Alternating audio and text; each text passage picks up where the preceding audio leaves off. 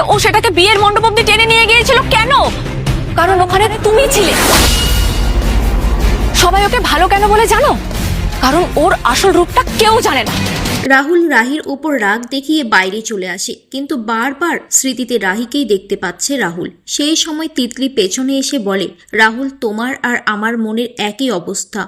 রাহুল বলে, আমার চোখের সামনে এক সেকেন্ডও তোমাকে আমি দেখতে চাই না, বেরিয়ে যাও এখান থেকে। তিতলি বলে, আমি নিজেও ভালো নেই রাহুল।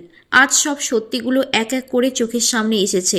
এই সব কিছু দিদিভাইয়ের আগে থেকেই প্ল্যান করা ছিল। ও সব জানতো তুমি কে, তোমার বাবা কে, তোমাদের পরিবার কতটা বড়লোক। রাহুল বলে, তোমার কাছ থেকে একটাও কথা আমি শুনতে চাই না। তুমি তো মানুষের ইমোশন নিয়ে খেলো, আমার জীবন নিয়ে খেলেছো তুমি তিতলি। দিদিভাই সকলের সামনে ভালো মানুষের মুখোশ পরে থাকে রাহুল, ওই জন্য সব লোক ওকে ভালো বলে।